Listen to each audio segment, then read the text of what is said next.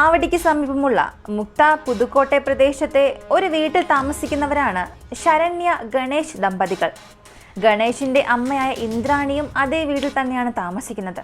ആ സമയം ശരണ്യ ഗണേശിന്റെ വിവാഹം കഴിഞ്ഞ് ഏകദേശം 1.5 വർഷമേ ആയിട്ടുണ്ടായിരുന്നുള്ളൂ. എന്നാൽ അപ്പോൾ തന്നെ ഗണേശിന്റെയും അമ്മയുടെ പേരിലും ഉണ്ടായിരുന്ന സ്വത്തുക്കൾ തൻ്റെ പേരിലേക്ക് മാറ്റണം, അതാണ് സേഫ് എന്ന് ശരണ്യ ആവശ്യപ്പെടാൻ തുടങ്ങി. മറ്റു മാർഗമില്ലാതെ എല്ലാ സ്വത്തുക്കളും ശരണ്യയുടെ പേരിലേക്ക് മാറ്റാം എന്ന തീരുമാനത്തിൽ ആ കുടുംബം വരുന്നു. പ്രോപ്പർട്ടി ഒരാളുടെ പേരിലേക്ക് മാറ്റണം എന്നുണ്ടെങ്കിൽ അവരുടെ ആധാർ കാർഡ് ആവശ്യമാണ്. ശരണ്യയോട് ആധാർ കാർഡ് നൽകാൻ ആവശ്യപ്പെട്ടു. പക്ഷേ തൻ്റെ കയ്യിൽ ആധാർ കാർഡ് ഇല്ല. ആധാർ കാർഡിന് വേണ്ടി അപേക്ഷിച്ചിട്ടേ ഇല്ല എന്നാണ് പറഞ്ഞത്. ഈ സംഭവം നടന്ന അടുത്ത ദിവസം അമ്മയ്ക്ക് സുഖമില്ല, ആന്ധ്രയിലുള്ള അമ്മയെ കണ്ടിട്ട് വരാം എന്ന് പറഞ്ഞ് ശരണ്യ വീട്ടിൽ നിന്നും ഇറങ്ങി. അങ്ങനെ വീട് വിട്ടു പോയതിനു ശേഷം ഒരു 1-2 ദിവസം ഗണേശ് ഫോൺ വിളിച്ച് സംസാരിച്ചു. എന്നാൽ പിന്നീട് ശരണ്യയ്ക്ക് ഫോൺ വിളിക്കുമ്പോൾ അവളുടെ നമ്പർ സ്വിച്ച് ഓഫ് ആയിരുന്നു. ഏകദേശം 3 ദിവസം ഫോൺ സ്വിച്ച് ഓഫ് ആയിരുന്നു. എന്താണെന്ന് മനസ്സിലാകാത്ത ഗണേശും അമ്മയായ ഇന്ദ്രാണിയും യാദൃശികമായി വീട്ടിലെ ബ്യൂറോയിലുണ്ടായിരുന്ന ശരണ്യയുടെ സാധനങ്ങളെല്ലാം എടുത്തു നോക്കി. അപ്പോൾ അതിനുള്ളിൽ ശരണ്യയുടെ ആധാർ കാർഡ് ഉണ്ടായിരുന്നു. ആധാർ കാർഡ് കൈവശമുണ്ടല്ലോ, പിന്നെ എന്തുകൊണ്ട് ആധാർ കാർഡ് ഇല്ല എന്നവൾ പറഞ്ഞു. ഈ ഒരു സംശയത്തോടു കൂടി ഗണേശ് ആ ആധാർ കാർഡ് എടുത്തു നോക്കി. അതിലുണ്ടായിരുന്ന 3 പ്രധാനപ്പെട്ട വിവരങ്ങൾ ഗണേശിനെ വല്ലാതെ ഞെട്ടിച്ചു.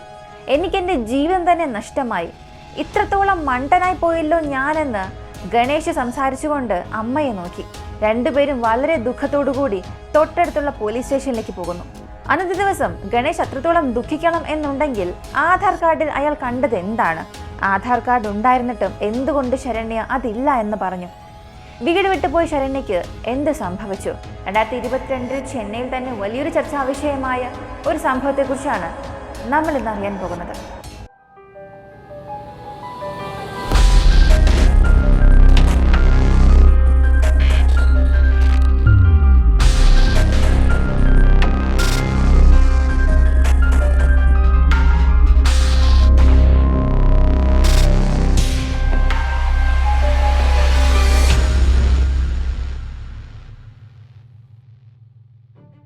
ചെന്നൈയിൽ ആവടിക്ക് സമീപമുള്ള ഒരു സ്ഥലമാണ് മുക്ത പുതുക്കോട്ടെ. അവിടെ ഗണേശ് എന്ന 37 വയസ്സുള്ളയാളും അയാളുടെ അമ്മയായ ഇന്ദ്രാണിയും ഒരു വീട്ടിൽ താമസിക്കുകയാണ്. ഗണേശ് ഒരു സ്വകാര്യ കമ്പനിയിൽ എക്സിക്യൂട്ടീവായി ജോലി ചെയ്യുന്നു. അദ്ദേഹത്തിന് ഇതിനകം വിവാഹം കഴിഞ്ഞിരുന്നു. പക്ഷേ ഭാര്യയുമായി ചില തർക്കങ്ങൾ ഉണ്ടാവുകയും 6 വർഷത്തിന് മുൻപ് തന്നെ ഇവർ തമ്മിൽ വിവാഹമോചനം നേടി. ഇപ്പോൾ ഒറ്റയ്ക്ക് ജീവിക്കുന്ന തൻ്റെ മകന് മറ്റൊരു വിവാഹം കഴിപ്പിക്കണമെന്നും പേരക്കുട്ടികളെ കാണണമെന്നുമാണ് ഇന്ദ്രാണിയുടെ ആഗ്രഹം. എന്നാൽ 6 വർഷമായി തിരക്കിയിട്ടും ഗണേശിന് യാതൊരു നല്ല ബന്ധവും വന്നില്ല. ഒരു ഘട്ടത്തിൽ ഗണേശിൻ്റെ അമ്മ ഇന്ദ്രാണി ചിന്തിച്ചത്, എന്തായാലും വിവാഹം നടക്കുന്നില്ല, അപ്പോൾ ഒരു കാര്യം ചെയ്യാം, ഗണേശിനെ പോലെ തന്നെ വിവാഹമോചനം നേടിയ അല്ലെങ്കിൽ ഭർത്താവ് നഷ്ടപ്പെട്ട ഏതെങ്കിലും ഒരു പെൺകുട്ടി, അങ്ങനെയുള്ള ഏതെങ്കിലും പെൺകുട്ടിയെ കിട്ടിയാലും മതി എന്ന് ചിന്തിക്കുന്നു. അപ്പോഴാണ് ഒരു ബ്രോക്കർ ഒരു പെൺകുട്ടിയുടെ ജാതകം ഇന്ദ്രാണിയെ കാണിച്ചു. ആന്ധ്രാപ്രദേശ് തിരുപ്പതി ജില്ലയിലെ പുത്തൂർ എന്ന സ്ഥലത്തുള്ള 35 വയസ്സുള്ള ശരണ്യ എന്ന പെൺകുട്ടി. അവൾക്ക് ജാതകത്തിൽ ചില പ്രശ്നങ്ങൾ ഉണ്ടായിരുന്നു. വിവാഹം പലതും തടസ്സപ്പെട്ടു. അച്ഛനില്ല, വളരെ ദരിദ്ര കുടുംബമാണ്. അതുകൊണ്ട് വിവാഹത്തിന് സ്ത്രീധനവും നൽകാൻ കഴിയില്ല. കൂടാതെ അവൾക്ക് 35 വയസ്സായി. അത്രയേറെ പ്രായമായതുകൊണ്ട് വിവാഹാലോചനകളും ഇപ്പോൾ വരുന്നില്ല. അതുകൊണ്ട് ഭാര്യ നഷ്ടപ്പെട്ട അല്ലെങ്കിൽ വിവാഹമോചനം നേടിയ ആരെയെങ്കിലും വിവാഹം കഴിക്കാം എന്നുള്ള ഒരു പദ്ധതിയിലായിരുന്നു ശരണ്യയുടെ കുടുംബം ഉണ്ടായിരുന്നത്. ഈ ഒരു വിവരം ബ്രോക്കർ ഇന്ദ്രാണിയോട് പറഞ്ഞു. ഇത് കേട്ട് ഇന്ദ്രാണിക്ക് വല്ലാത്ത സന്തോഷമായി. നമ്മുടെ മകന് ഇതിനകം വിവാഹം കഴിഞ്ഞു. അതുകൊണ്ട് ഭർത്താവ് നഷ്ടപ്പെട്ട അല്ലെങ്കിൽ വിവാഹമോചിതയായ ഏതെങ്കിലും ഒരു പെൺകുട്ടിയായിരുന്നു നമ്മൾ തിരക്കി നടന്നത്. എന്നാൽ ആദ്യമായി വിവാഹം കഴിക്കുന്ന ഒരു പെൺകുട്ടിയെ തന്നെ നമുക്ക് ലഭിച്ചു. കൂടാതെ ആ കുടുംബം പറഞ്ഞ പല കാര്യങ്ങളും നമുക്ക് അനുകൂലമാണ്, നമുക്ക് ചേർന്ന് പോകുന്ന ഒരു ബന്ധം തന്നെയാണ്. അതിനാൽ ആ അമ്മ ഇക്കാര്യങ്ങളെല്ലാം ഗണേശിനോട് പറഞ്ഞു. പിന്നീട് ഗണേശും അമ്മയും ചേർന്ന് ശരണ്യയുടെ വീട്ടിലേക്ക് പോകുന്നു. ശരണ്യയെ കാണുന്നു. അമ്മയുമായി വിവാഹത്തെക്കുറിച്ചൊക്കെ സംസാരിച്ചു.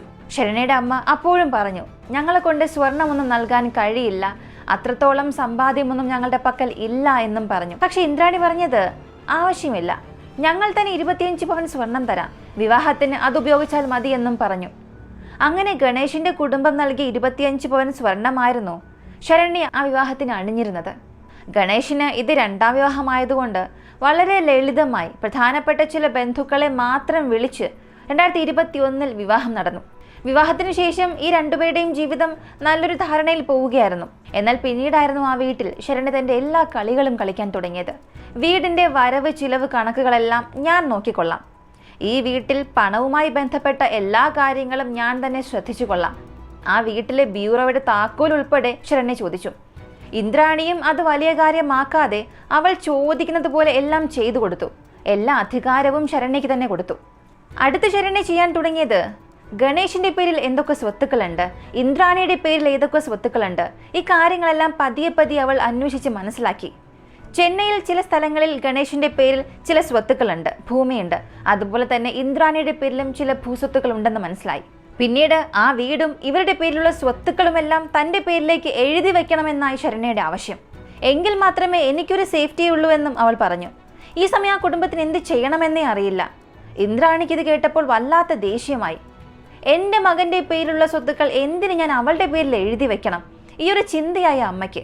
പിന്നീട് ഒരു ദിവസം ഗണേഷ് വീട്ടിലില്ലാത്ത സമയം ഇവർക്ക് രണ്ടുപേർക്കും ഇടയിൽ ഈ സ്വത്ത് സംബന്ധിക്കുന്ന രീതിയിൽ ഒരു വലിയ പ്രശ്നം തന്നെ ഉണ്ടായി.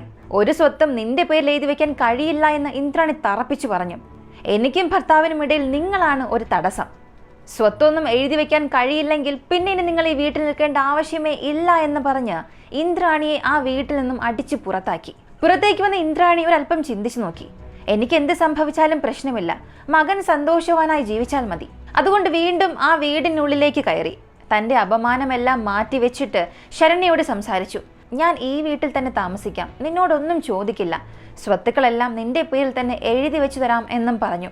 അങ്ങനെ 2022 ജൂലൈ മാസം സ്വത്തുക്കളെല്ലാം ശരണ്യയുടെ പേരിലേക്ക് മാറ്റാനായിട്ടുള്ള എല്ലാ നടപടിക്രമങ്ങളും ചെയ്യാൻ തുടങ്ങി.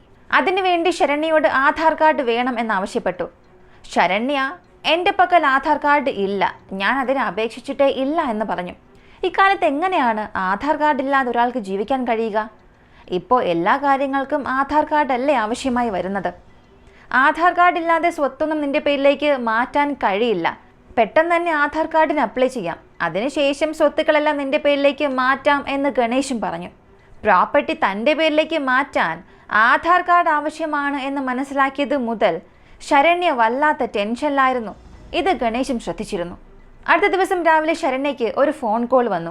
ആ കോളിൽ സംസാരിച്ച ശരണ്യ, അമ്മയ്ക്ക് സുഖമില്ല, വല്ലാത്തൊരവസ്ഥയിലാണ്, നോക്കാൻ ആരും തന്നെ ഇല്ല, എനിക്ക് അമ്മയെ കാണണം എന്ന് പറഞ്ഞ് ഗണേഷിൻ്റെ വീട്ടിൽ നിന്നും ഇറങ്ങി. ഗണേശും അതിന് സമ്മതിച്ചു. ഇതിനു ശേഷമാണ് ഞാൻ ആമുഖത്തിൽ പറഞ്ഞ കാര്യങ്ങളെല്ലാം സംഭവിച്ചു. അവളെ വിളിക്കാൻ സാധിച്ചില്ല, ഫോൺ സ്വിച്ച് ഓഫ് ആയി. അവളുടെ ആധാർ കാർഡ് ലഭിച്ചു. അതിൽ കണ്ട വിവരങ്ങൾ കണ്ട് ഗണേശും അമ്മയും ഞെട്ടിപ്പോയി. ആ ആധാർ കാർഡിൽ ശരണ്യയുടെ മുഖമായിരുന്നു ഉണ്ടായിരുന്നത്. അതിൽ എന്തൊക്കെ ഡീറ്റെയിൽസ് ആണെന്ന് ഗണേശ് ശ്രദ്ധിക്കാൻ തുടങ്ങി. ഞെട്ടിപ്പിക്കുന്ന ഓരോ വിവരങ്ങളായി ഗണേശ് അറിയാൻ തുടങ്ങി. ശരണ്യയുടെ പേരിന് പകരം സുകന്യ എന്ന പേരായിരുന്നു അതിലുണ്ടായിരുന്നത്. മറ്റൊരു കാര്യം, അതിൽ കെയർ ഓഫ് എന്ന സ്ഥലത്ത് രവി എന്ന പേരുണ്ടായിരുന്നു. അതായത് ആന്ധ്രയിൽ ഈ ഭർത്താക്കന്മാരുടെ പേര് കെയർ ഓഫ് എന്നാണ് കൊടുക്കുന്നത്. ആദ്യം അവൾ ആധാർ കാർഡ് ഇല്ല എന്ന് പറഞ്ഞു, പക്ഷെ ആധാർ കാർഡ് ലഭിച്ചു. അതിൽ ശരണ്യ എന്ന പേരിന് പകരം സുകന്യ എന്നാണ് ഉള്ളത്. വിവാഹമേ കഴിഞ്ഞിട്ടില്ല, ഇത് തൻ്റെ ആദ്യ വിവാഹമാണ് എന്ന് പറഞ്ഞ പെൺകുട്ടിയുടെ ആധാർ കാർഡിൽ ഭർത്താവിൻ്റെ പേര് രവി എന്ന് കിടക്കുന്നു. എനിക്കല്ലേ ഇത് രണ്ടാമത്തെ വിവാഹം, അവളുടെ ആദ്യ വിവാഹമാണ് ഇതെന്ന് പറഞ്ഞ് അവൾ എന്നെ പറ്റിക്കുകയായിരുന്നോ? ഇങ്ങനെ വല്ലാത്തൊരു ദേഷ്യം ഗണേഷിന് വന്നു. ഇക്കാര്യം ഗണേഷ് അമ്മയോടും പറഞ്ഞു. രണ്ടുപേരും പറ്റിക്കപ്പെട്ടു എന്ന് രണ്ടുപേർക്കും മനസ്സിലായി. അപ്പോഴായിരുന്നു ആധാർ കാർഡിലുണ്ടായിരുന്ന മറ്റൊരു കാര്യം ശ്രദ്ധിച്ചത്. വീണ്ടും വീണ്ടും അയാൾക്ക് വല്ലാത്ത ഞെട്ടലുകൾ ഉണ്ടാക്കിക്കൊണ്ടിരുന്നു. അയാൾക്ക് അക്കാര്യം എങ്ങനെ അമ്മയോട് പറയണമെന്ന് പോലും അറിയില്ല. ആ കാർഡിൽ ഡേറ്റ് ഓഫ് ബർത്തിൽ ശരണ്യയുടെ ജനിച്ച വർഷം 1965 ആയിരുന്നു. അതായത് കണക്കനുസരിച്ച് നോക്കിയാൽ ഗണേഷിനേക്കാൾ ശരണ്യയ്ക്ക് 20 വയസ്സ് കൂടുതലായിരുന്നു. ഗണേഷിന് ആ ഒരു സെക്കൻഡ് എന്ത് ചെയ്യണമെന്നേ അറിയില്ല. താനീ കാണുന്നത് സത്യമാണോ സ്വപ്നമാണോ? ഒരു സംശയം പോലും ഉണ്ടായി. അവൾ ആസൂത്രണം ചെയ്ത് തങ്ങളെ വഞ്ചിച്ചതാണ് എന്ന് ഗണേഷിനും അമ്മയ്ക്കും മനസ്സിലായി. പിന്നീട് ഒരു വനിതാ പോലീസ് സ്റ്റേഷനിലേക്ക് ചെന്ന് ഇൻസ്പെക്ടറായ ലതയോട് ഇന്ദ്രാണിയും ഗണേഷും നടന്ന സംഭവങ്ങളെല്ലാം പറഞ്ഞു. കാര്യങ്ങളെല്ലാം കേട്ടതിന് ശേഷം പോലീസിന് പോലും ഒരു മിനിറ്റ് വിശ്വസിക്കാൻ സാധിച്ചില്ല. ഇങ്ങനെയൊക്കെ സംഭവിക്കുമോ? ഒരു യുവതി ഇങ്ങനെയെല്ലാം ചതിക്കുമോ എന്ന് പോലും ചിന്തിച്ചുപോയി. ശരണ്യയുടെ ഫോൺ റെക്കോർഡ്സ് ട്രാക്ക് ചെയ്യാൻ തുടങ്ങി. അവളുടെ ലൊക്കേഷൻ കണ്ടെത്തി. അവിടെ ചെന്ന് ശരണ്യെ അറസ്റ്റ് ചെയ്ത് ചോദ്യം ചെയ്യാൻ തുടങ്ങി. ആ ചോദ്യം ചെയ്യലിൽ പ്രധാനപ്പെട്ട ചില വിവരങ്ങൾ ലഭിച്ചു. ആന്ധ്രാപ്രദേശിലെ തിരുപ്പതി ജില്ലയിലെ ശരണ്യയുടെ യഥാർത്ഥ പേര് സുഗുണ എന്നാണ്. അവൾ ആന്ധ്രയിലെ തന്നെ രവി എന്നയാളെ വിവാഹം കഴിച്ചിട്ടുണ്ട്. ഇവർക്ക് 2 പെൺമക്കളും ജനിച്ചു. അവരുടെ മക്കൾ അവർക്കും വിവാഹം കഴിഞ്ഞു. സുഗുണയ്ക്ക് പേരക്കുട്ടികളുമുണ്ട്. തുടർന്ന് ഭർത്താവുമായി ഉണ്ടായ ചില തർക്കങ്ങൾ കാരണം ഒത്തുപോകാൻ കഴിയാത്തത് കൊണ്ട് തന്നെ വിവാഹമോചനം നേടി. BSNL കമ്പനിയിൽ ജോലി ചെയ്തിരുന്ന് വിരമിച്ച അവളുടെ അമ്മയുടെ കൂടെ പിന്നീട് സുഗുണ വന്ന് താമസിക്കാൻ തുടങ്ങി. എന്നാൽ വരുമാനമൊന്നുമില്ലാത്തത് കൊണ്ട് സുഗുണയും അവളുടെ അമ്മ ശാന്തമ്മ 2 പേരും ആ പ്രദേശത്തുണ്ടായിരുന്ന ചില മാരേജ് ബ്രോക്കേഴ്സിന്റെ സഹായത്തോടു കൂടി ചില തരികിട പരിപാടികൾ ചെയ്യാൻ തുടങ്ങി. മേക്കപ്പ് ഒക്കെ ചെയ്ത് ഒരു ചെറിയ പെൺകുട്ടിയെ പോലെ ആവുകയും അത് ഫോട്ടോ എടുത്ത് ആ ഫോട്ടോസ് എല്ലാം ബ്രോക്കേഴ്സിന്റെ പക്കൽ നൽകി. അതുവഴി ഒരു railway food supply contractor Subramanian എന്നയാളെ ബ്രോക്കർ വഴി അവൾ പരിചയപ്പെടുന്നു. അങ്ങനെ സുബ്രഹ്മണ്യനെ വിവാഹം കഴിച്ചു. ഏകദേശം ഒരു 11 വർഷത്തോളം സുകന്യ എന്ന പേരിൽ അയാളുടെ കൂടെ ജീവിക്കുകയായിരുന്നു. ഭാര്യ ഭർത്താക്കന്മാരായി നല്ലൊരു കുടുംബജീവിതം നയിച്ചു. ഇതിനുശേഷം തൻ്റെ അമ്മയെ കാണണം എന്ന് പറഞ്ഞ് സുബ്രഹ്മണ്യന്റെ വീട്ടിൽ നിന്നും ഇറങ്ങി. പിന്നീട് അവൾ സുബ്രഹ്മണ്യനെ കണ്ടിട്ടുമില്ല. സുബ്രഹ്മണ്യനും സുകന്യയെ കണ്ടിട്ടില്ല. പിന്നീടുള്ള ദിവസങ്ങളിൽ സന്ധ്യ, ശരണ്യ, സുകന്യ എന്നിങ്ങനെ പല പേരുകൾ ഉപയോഗിച്ച് പല വിവാഹങ്ങൾ നടത്തി. ആ പുരുഷന്മാരുമായി കുടുംബജീവിതം നയിച്ചു. എന്നാൽ കുറച്ച് ദിവസങ്ങൾ കഴിഞ്ഞ് അടുത്തടുത്ത പുരുഷന്മാരിലേക്ക് പോവുകയും ചെയ്തു. പറഞ്ഞു വന്നാൽ ഒരു വിവാഹ തട്ടിപ്പ് തന്നെ നടത്തി. അതുപോലെ തന്നെയാണ് മുക്ത പുതുപ്പേട്ട പ്രദേശത്തെ ഗണേശും ഈ സുഗുണയുടെ വലയിൽ അകപ്പെട്ടത്. സംഭവങ്ങളെല്ലാം അറിഞ്ഞപ്പോൾ പോലീസ് കസ്റ്റഡിയിലെടുത്ത് അവളെ ജയിലിലടച്ചു. 11 വർഷമായി സുഗുണയ്ക്കൊപ്പം താമസിച്ച ഭർത്താവായ സുബ്രഹ്മണ്യനെ പോലീസ് ചെന്ന് നോക്കി. അദ്ദേഹം പറഞ്ഞത് ഭാര്യയെ പോലീസ് അറസ്റ്റ് ചെയ്തത് തനിക്കറിയില്ല. ജയിലിൽ നിന്നും അവൾ പുറത്തേക്ക് വരികയാണെങ്കിൽ അവളെ ഒന്ന് ഉപദേശിച്ച് അവളെ അംഗീകരിക്കാൻ ഞാൻ തയ്യാറാണ്. തനിക്കിപ്പോൾ വയസ്സായതുകൊണ്ട് അവളില്ലാതെ തനിക്ക് മറ്റു തുണകളൊന്നും തന്നെ ഇല്ല എന്ന് വളരെ ദുഃഖത്തോടു കൂടി പറഞ്ഞു. സുഗുണ തന്റെ ആദ്യ ഭർത്താവായ രവിയുടെ പേരിൽ ആന്ധ്ര പോലീസ് സ്റ്റേഷനിൽ ഒരു സ്ത്രീധന പീഡന പരാതി നൽകിയിരുന്നു. ആ കേസിലൂടെ 10 ലക്ഷം രൂപ വാങ്ങുകയും ചെയ്തു. ഇതുപോലെ തന്നെയാണ് മുക്ത പുതുപ്പേട്ടയിലുള്ള ഗണേഷിന്റെ പേരിലും ആന്ധ്രയിൽ ഒരു കേസ് കൊടുക്കാനായി അവൾ തീരുമാനിച്ചിരുന്നു.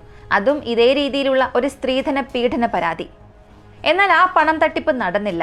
ആ സമയത്തായിരുന്നു പോലീസ് നേരെ അവളെ അറസ്റ്റ് ചെയ്തത്.